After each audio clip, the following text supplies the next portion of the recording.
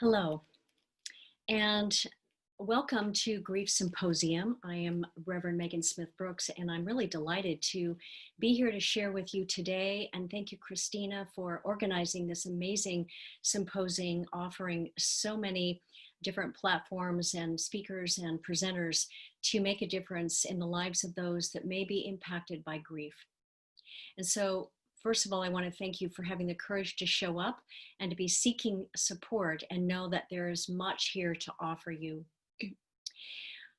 I want to share a little bit about who I am. First of all, I am an ordained Unity minister, a certified grief coach, author, speaker, and retreat facilitator with 25 years experience as a spiritual educator. My first book, Unraveling Grief, A Mother's Spiritual Journey of Healing and Discovery, with a foreword by Marianne Williamson, who I am so grateful to for her willingness to support me and to understand the importance of bringing grief out into our conversation in the world in a greater way. This book will be released in the coming week on Amazon.com if it's not out already. I'm waiting for that okay from my publisher. It is based on my personal journey of grief after the murder of my 29-year-old son, Justin, in 2013. My message is about forgiveness, acceptance, and gratitude in the process of unraveling grief to embrace life and experience a renewed sense of meaning and purpose. Today, I wanted to take a little bit of time to share with you about my story of grief, what it has taught me about forgiveness, acceptance, and gratitude, and also how it has changed me and what I can offer you to assist you in your personal grief journey. Because I know if you're here today, you've already begun that journey, or perhaps you're here to support someone else that has been impacted by grief. So I ask you these questions to see if it's perhaps who you are. Are you struggling with getting out of bed in the morning because the pain from the loss of your child like mine or a loved one is so heart-wrenching that you can't find a way to navigate your day? Do you find yourself welling up with tears unexpectedly and feel like disappearing from the room because you don't want anyone to see your struggle? You try to hold it back and hide it. Are you feeling stuck in reliving the loss of the one that you mourn in your mind and unable to move forward into a form of thriving in life? That stuck place. Does it feel like it will never go away? Yet you want to not forget your child or your loved one, but you're afraid that if the grief goes away, that you won't be able to feel them in your heart anymore, that it won't be important any longer, that somehow you won't be honoring who they are if you somehow heal the pain that you're feeling now. So do you want to overcome the loss of that pain so that you can heal, but also honor the one that you mourn and enhance your life in meaningful ways? If those things impact you, I just want you to know that I understand because I've lived in those shoes. Maybe a different size and a different design, but the same immersion of grieving in those shoes that can't seemingly be shaken off. And so I wanted to share with you what was the story behind my book that compelled me to write it and also to become a certified grief coach.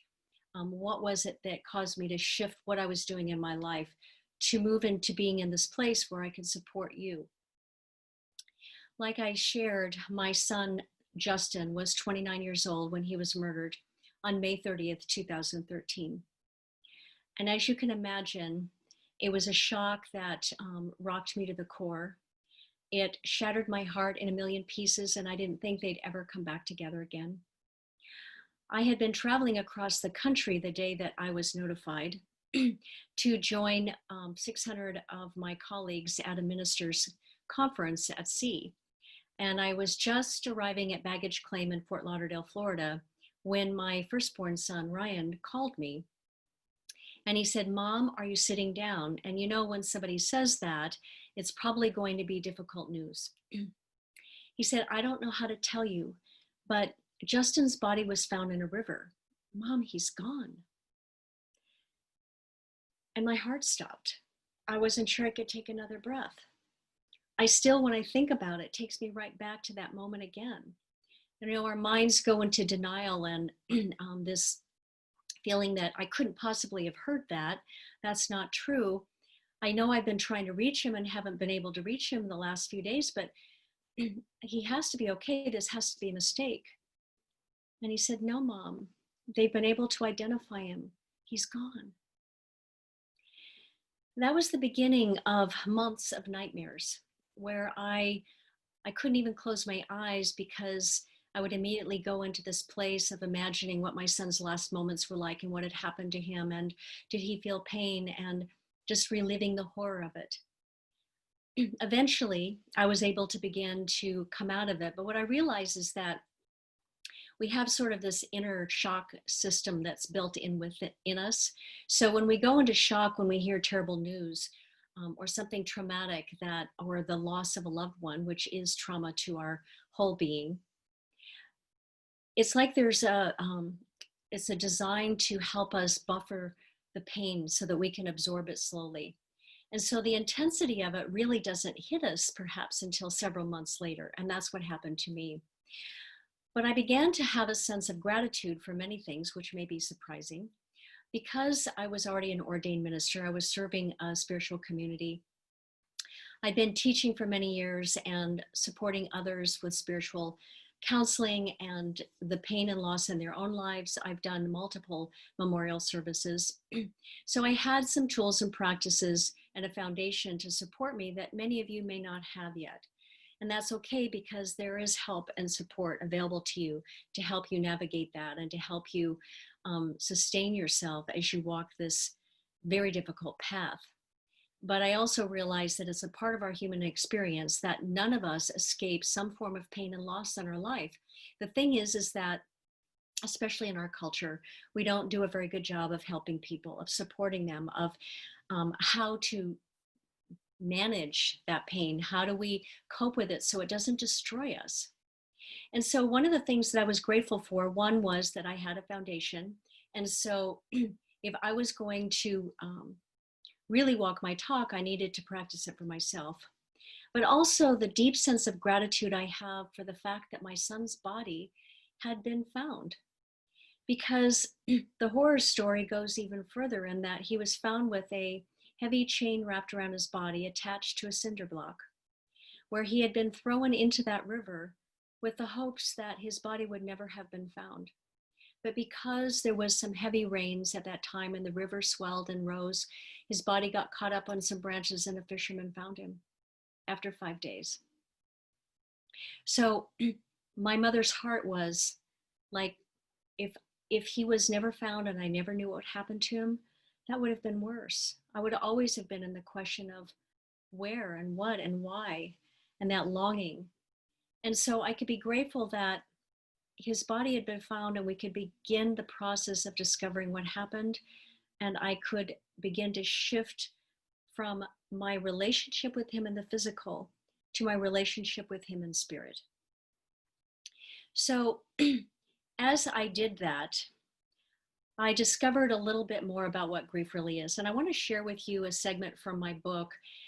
One piece is the definition from Wikipedia, which I found very fascinating. It goes into greater depth than the typical dictionary, but also a revelation that I had in the process of writing my book about what grief is. And I think you would find it helpful.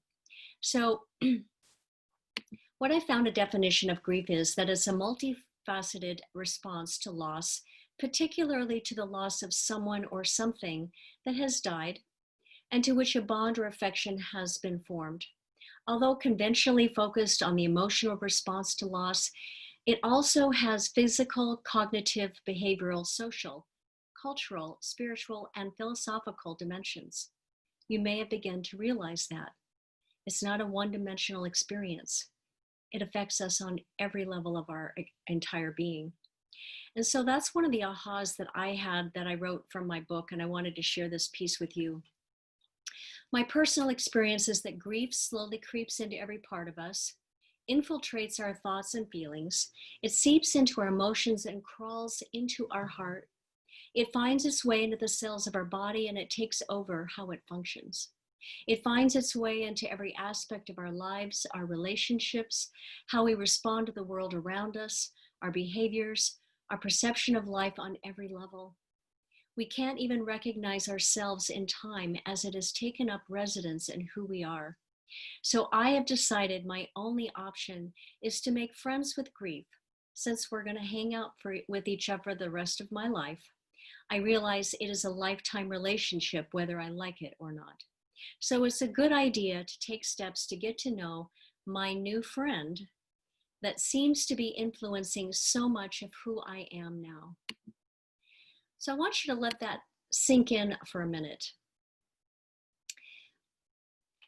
As I began to make friends with grief and realize that grief is really my teacher and has something to offer me, I realized that an important lesson and something that I had to come to terms with was forgiveness.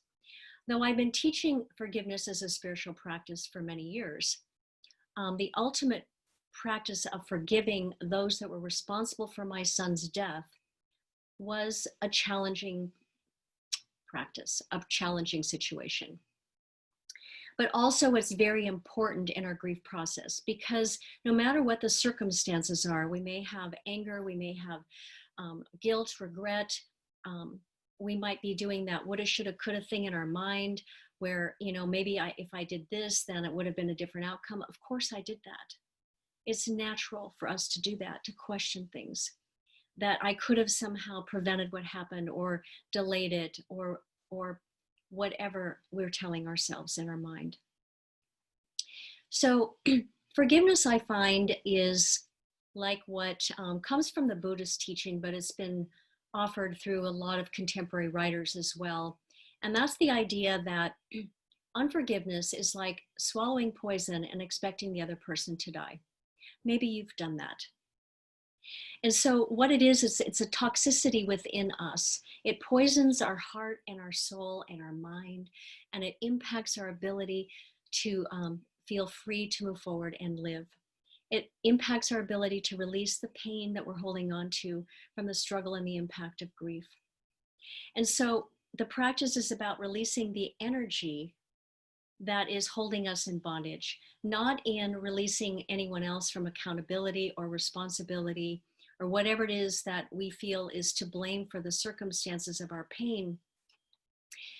Even if it's understandable, there may be some sense of unforgiveness, and perhaps the forgiveness just has to be something we direct to ourselves. So it's important for us to take a deep breath, and this is what I say to myself. I now release anything and everything that impacts me and holds me back from living my life freely, wholly, aligned with my health and wholeness and my abundance and my prosperity and ability to live a meaningful and empowered life.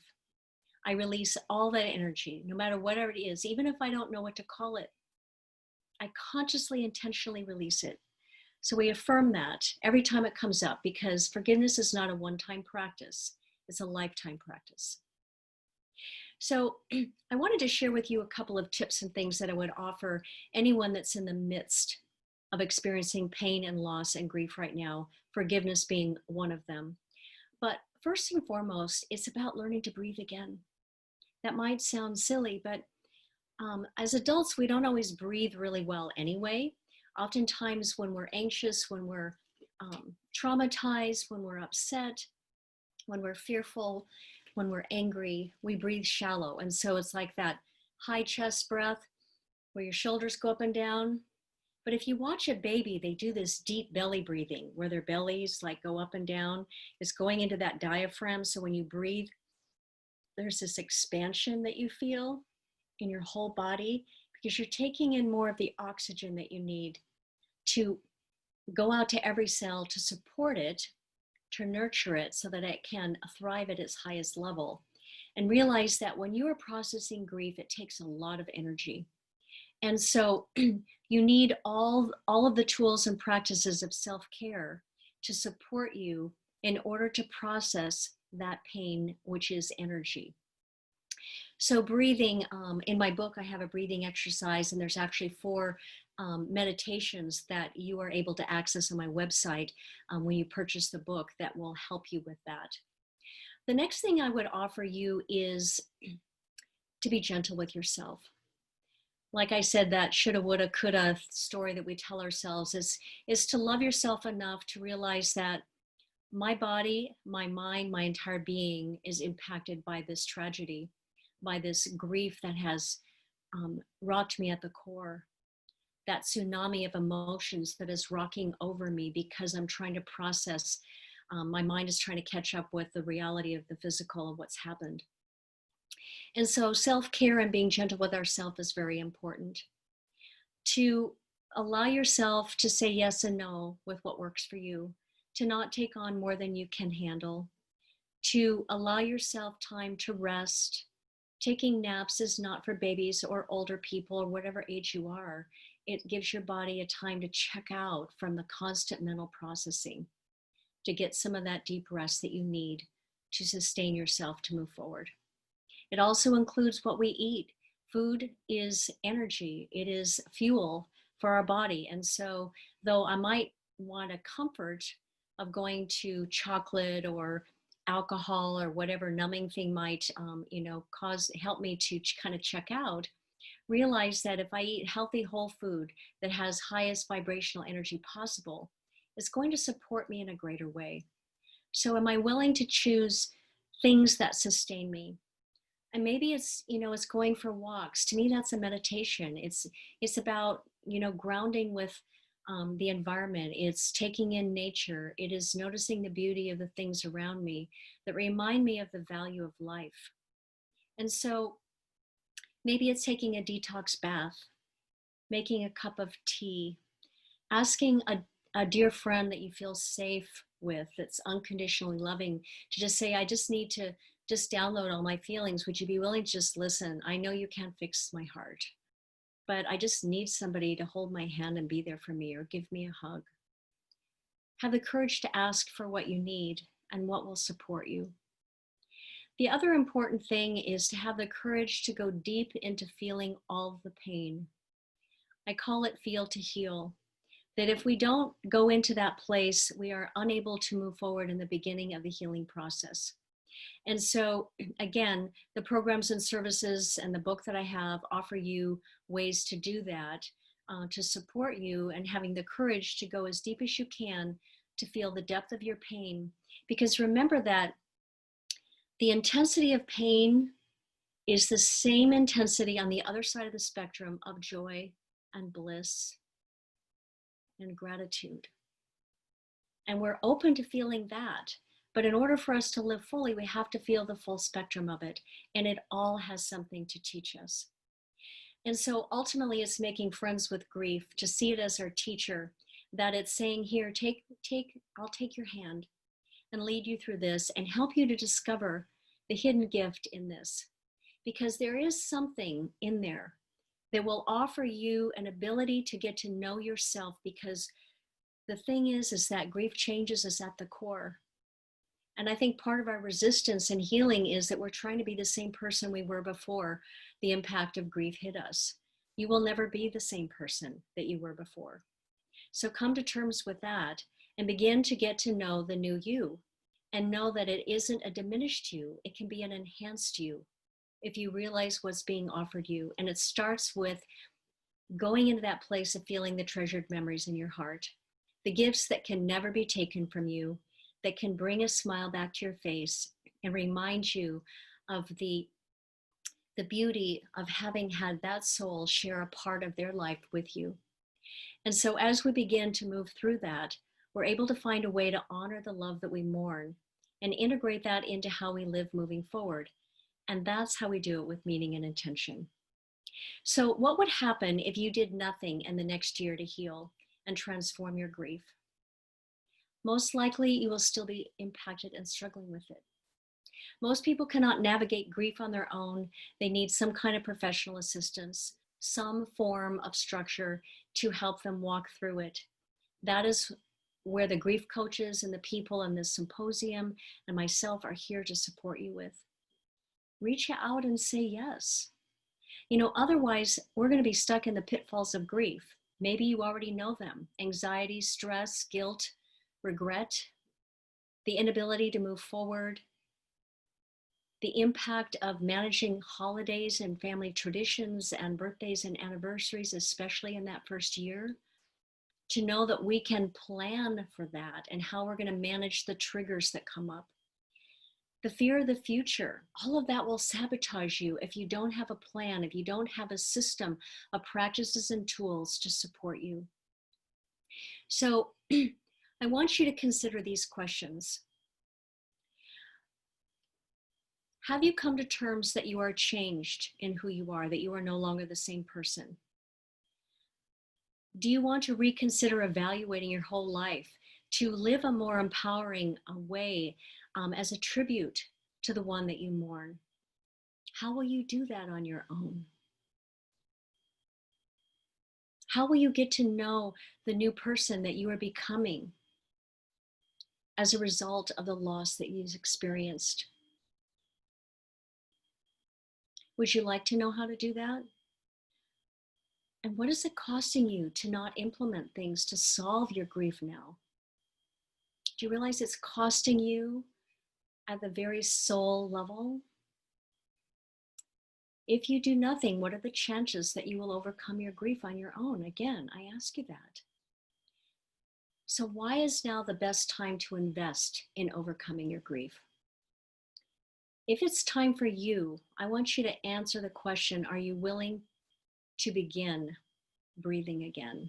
Are you willing to dig deep inside and find the strength and the courage to move forward and know that the depth of what is being offered you from this grief, yes, is painful. And yes, our mind is constantly fighting with wanting to have back what we can no longer have. Death is very final. But I'm here to help you, along with all the other wonderful people in this symposium. One thing is you can buy my book on Amazon.com. It has, along with my story, a lot of tools and practices that are useful and supportive. You can also go to my website, www.unityawakeningways.org, where you can find out about my programs and services, as well as my author page, which is another separate website that's linked, which is unravelinggrief.com, that has information about my book, my guided meditation CDs, and other things that I can offer you. If you want to email me, you can contact me on unravelinggrief@gmail.com. That's really simple. I'm happy to answer your questions or direct you to things that can support you. Along with my coaching, I do individual coaching, and I'm about to launch an online grief program called Unraveling Grief to Thrive. That would be a self-paced program. Should be coming out in the next couple of weeks. So thank you for listening. I am honored to have had time with you, and I look forward to perhaps connecting with some of you in the future, knowing that I have something of value that I can support you with because I've been in your shoes, I've walked through it, I know it's possible. So happy trails on your grief journey.